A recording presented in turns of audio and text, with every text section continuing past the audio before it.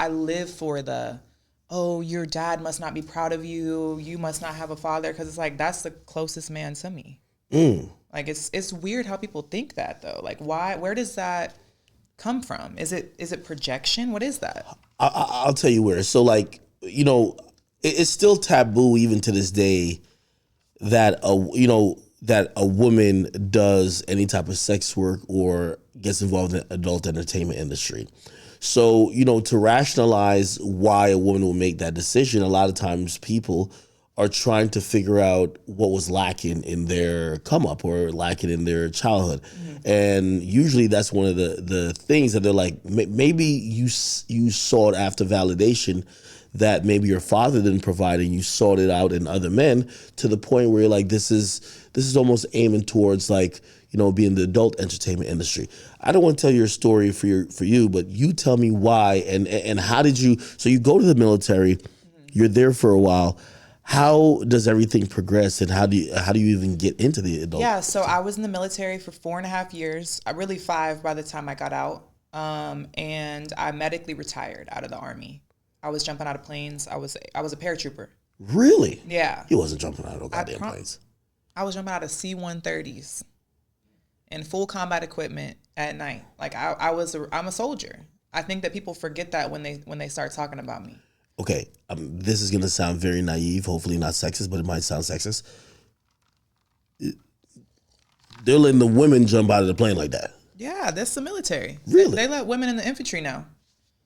The infantry has been open to women for like 5 years. Why, you know, there's so many different job opportunities within the military, right? Why was that attractive to you, or why was this something? So I wasn't infantry. I was a supply sergeant. So basically what I did in the military was I made sure my unit had everything we needed in case we were to deploy.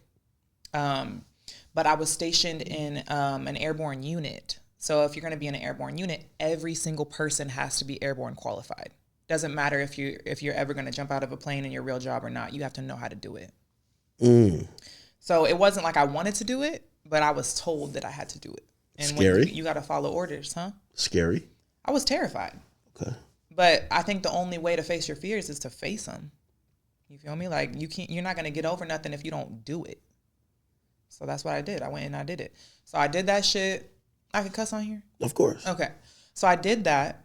Well, I ended up getting in an airborne accident, like a really bad accident. Really? And basically, I tucked my chin to land to prevent concussion, because when you land hard. This is with the parachute, right? Yeah. I had my parachute, I had my helmet, everything, but you're supposed to land a certain way. And so when I tucked my chin to my chest, there was a D-ring on my reserve parachute, which sits on the front of you. And it came up and it filleted my nose in half. Like, my nose was like cut off, like off my face. Really? Yeah.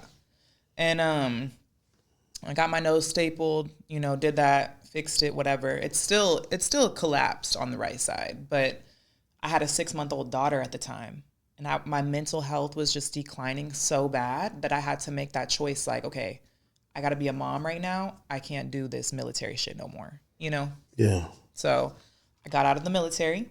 I was married at the time. Really? My daughter's dad. Yeah. Did you marry him before getting into the military? No, I met him in the military. Really? He was my platoon sergeant. Wait, can you date up, or you're not supposed to? Okay, but you did. I'll again, and I'm asking some of these questions out of slight ignorance, but also just off whatever. In trying to figure out even how you get to the adult, and again, these are all questions trying to figure out how you get there. Right. I've heard the military is extremely sexualized. 1,000%. Yeah, you're not wrong. While being there, and you were there for 4 years, are you going through that as well? So what I need people to think about when they're listening to this is I joined when I was 18 years old, right? So think about the average 18-year-old. Usually they go off to college. They have their crazy college experiences. Mm-hmm. I never lived that because I did college in the military, but I've heard the crazy college stories. I'm sure you've heard it, So when you're in the military, though, you still have all of those desires. You feel me? Like, you're still a human. The military is crazy freaky. It might be worse than college. Like, my friend told me that, and I still can't believe it, because I went to college. I was a DJ there, and I was like, yo, I've seen some shit. He said, I've seen worse. Crazy. Like, like I just told you, like, okay, so What's that perspective as a woman though? Because Yeah. we hear like I have a bunch of friends that are men, and Right. and they'll say certain shit, but it's like as a woman, an 18-year-old woman, I could imagine you're probably still pretty attractive at that point too, right? I mean, yeah, I literally looked just like I look now, but I Oh, had okay, all hair. right. Oh, okay. Okay, So so so you the bad bitch on you the bad bitch on base, I was the bad bitch on base, and there were other bad bitches on base too. I served with them. Like, but there shout ain't out that to many them. women though, and I think that's There's the not a whole lot. dynamic. There's not a whole lot of women. But it's not because like it's not freaky because there's not a whole lot of women. It's just freaky. Like, I went to Korea, I got stationed in my unit, and I met my platoon sergeant. And I was like, who is that? Like, I thought he was so fine. And obviously he thought I was fine too. But the thing is it was difficult because he was a sergeant first class and I was a private. I was 18, he was 37. Really? Yeah. So it was some shit we had to work around. And, I started to get the hint that he really was fucking with me because he would always schedule our duties together. So there's something called staff duty. You got to pull this 24-hour duty in a building. Like if we were doing it in here, it's just you and I. Really? So he would always put us on schedule together. And one night Pimpin'. we were together, Yeah. pulling our duty, and that's when I got pregnant with my daughter. I was fucking on duty? Yeah. No way. Really? Booty on duty. Yeah, that's what we were doing. I'm not gonna sit up here and lie to you. No, That's no, what no. was going on. Wow. And Did that age gap, because, again, you're 18, wide-eyed, I would imagine, never had that college experience. Probably you're in a little bit for, to see some shit, experience some shit, but also love and affection as well. What was it about that guy who was 37? honestly, it never occurred to me. And I know that sounds crazy because looking back, being 27 now and like looking back at that situation, that's crazy. I'm 27. I would never entertain an 18-year-old. Like, there's no bone in my body that has a desire to do that.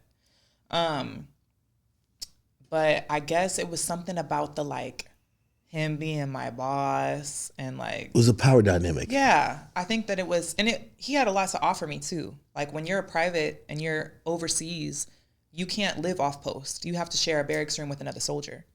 So I was able to go off post, live with him in a penthouse downtown Itaewon, South Korea. Like, he drove me everywhere I needed to drive, like everywhere I needed to go. Like, it just made my life easier.